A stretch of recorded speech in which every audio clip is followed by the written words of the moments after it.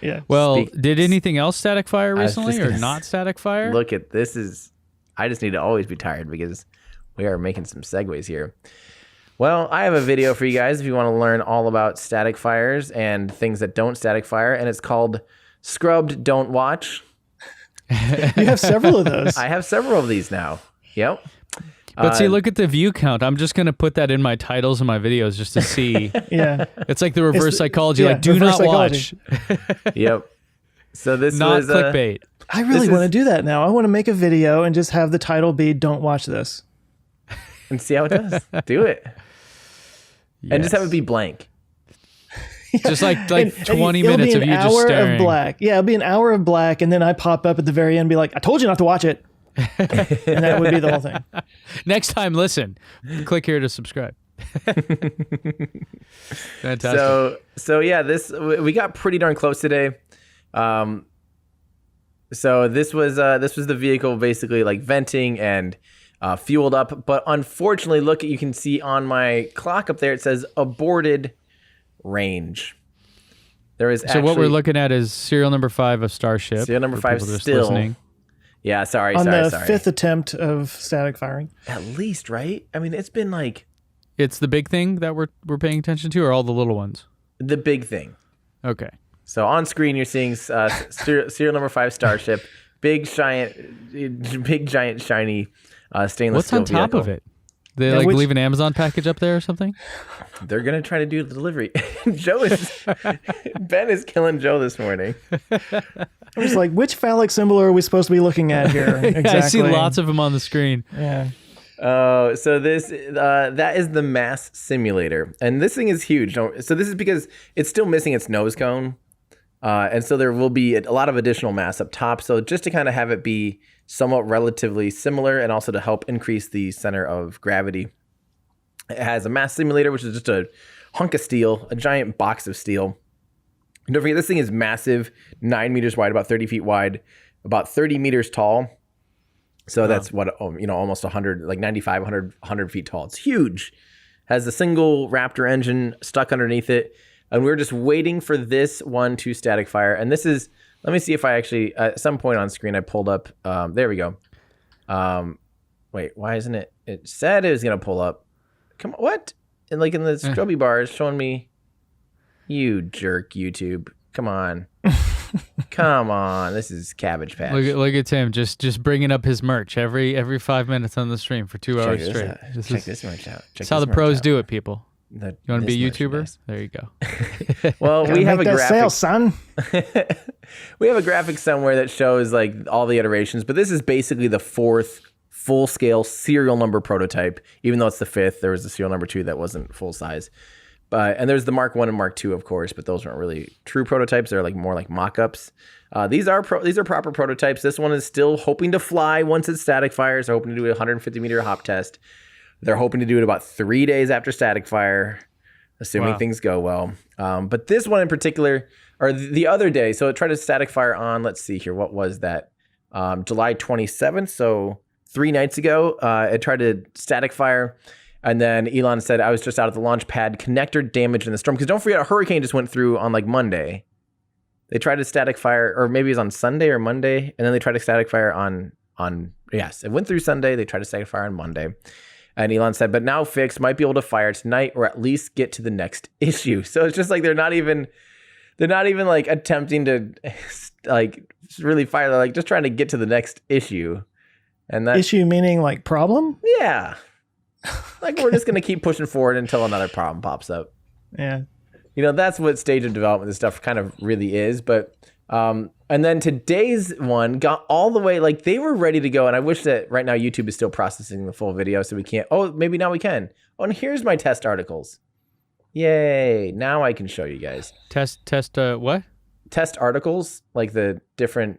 Not testicles? Not testicles. Test articles. But notice we actually kind of had test articles nominal.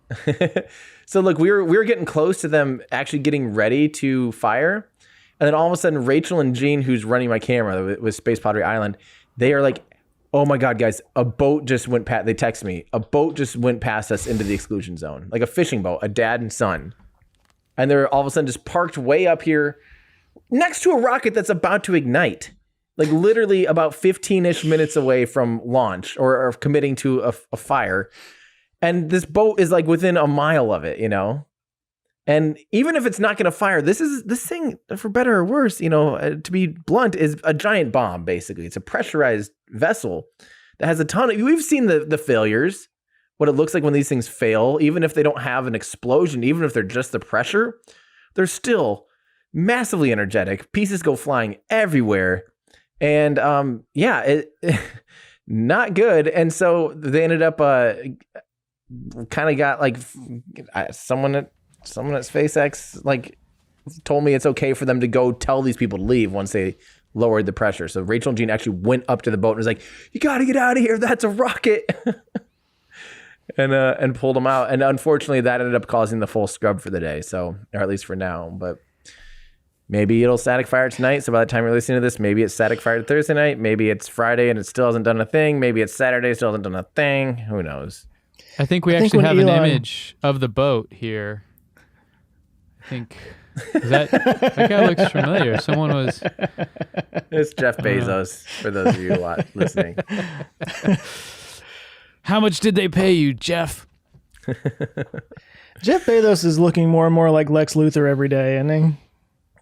/ Pitbull. Yes. He's Mr. Worldwide. Yeah. I get him confused. That's awesome. So who knows? Maybe we'll see a thing happen with the sparky thing and flamey stuff at the flamey end down, pointy something, whatever my catchphrase is. And maybe it'll happen. I don't know. At this point, I'm done. So tying back a little bit to the Mars thing, and the next Mars window being in the next 2 years or whatever, 2022. Do you think that if Starship is even orbital by 2022, they would at least do like a demonstration launch to Mars? So here's the deal with that. This is my big put a Roadster on it. If the new Roadster is even ready, probably not. Probably not. This is my big holdup and why I don't think 2022 is possible is because not only do they have to have one orbital, they have to be doing that refueling because it takes like four refueling trips.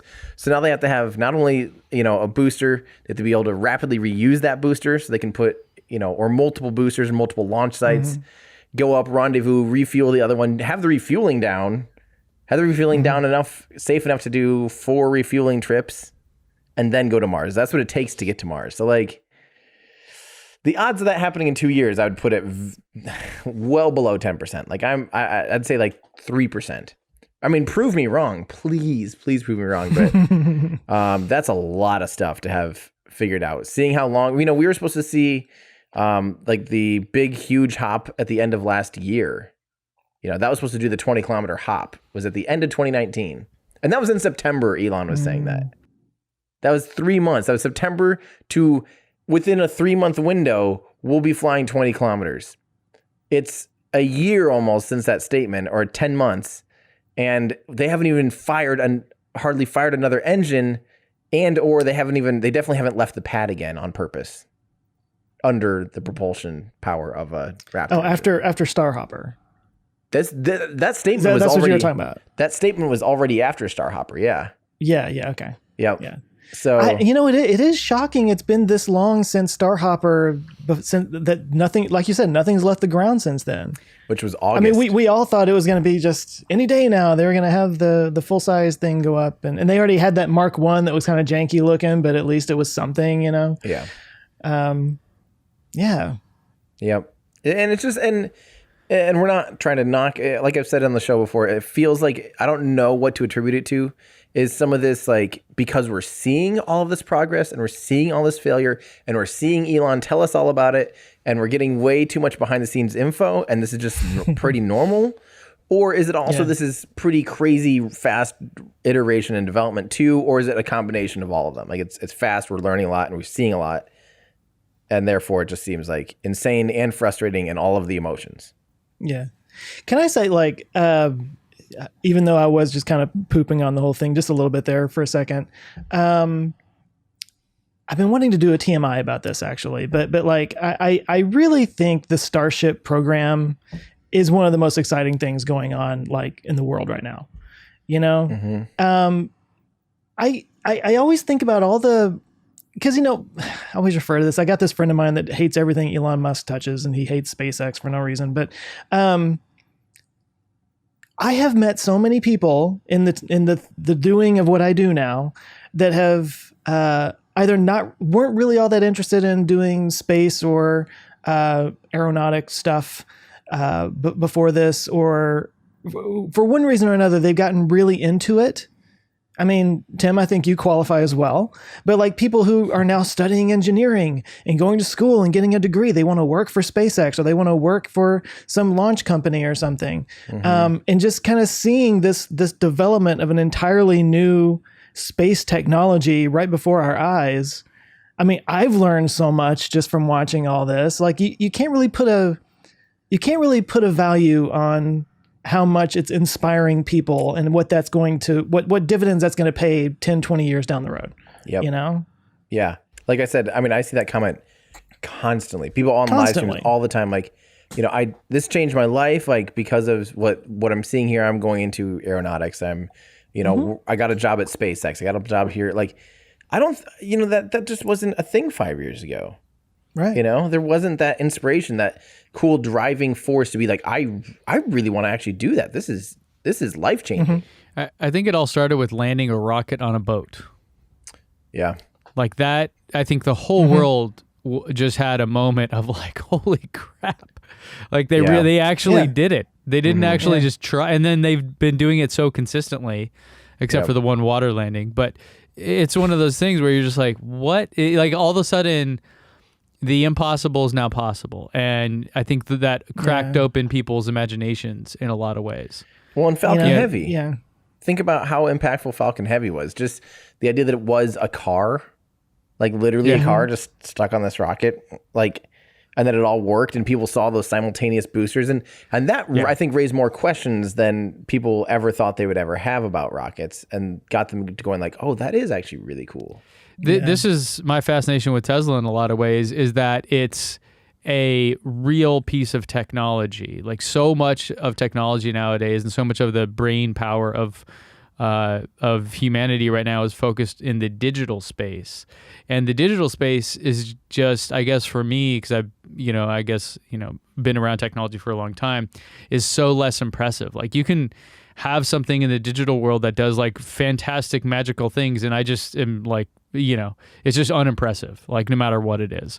But when my car can drive itself, or two rockets can land side by side, falling out of this, it's just like, wow, that's a real thing that objectively, no matter who you are, you can look at it and go, that's incredible.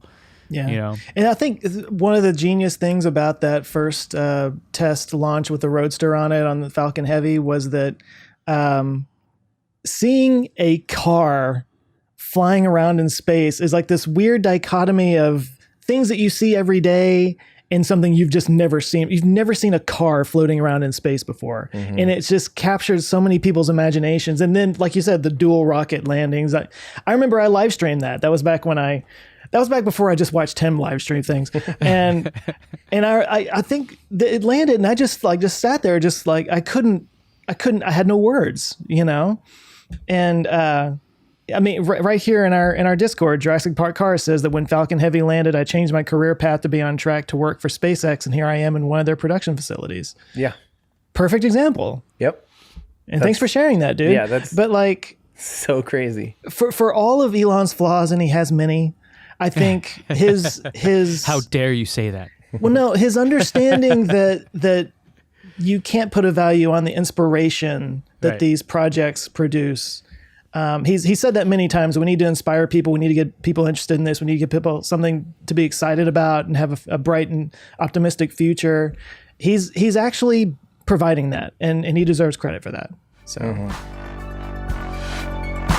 Hey guys, thanks so much for watching this clip from our show. If that's just not enough for you and you want to watch the full episode, you can go to olfpod.com/YT. And if you want more from us, you can consider becoming a Patreon member. You'll get early access to episodes. You can join our awesome community. You can actually watch us record live and get your name in the credits by going to olfpod.com/Patreon.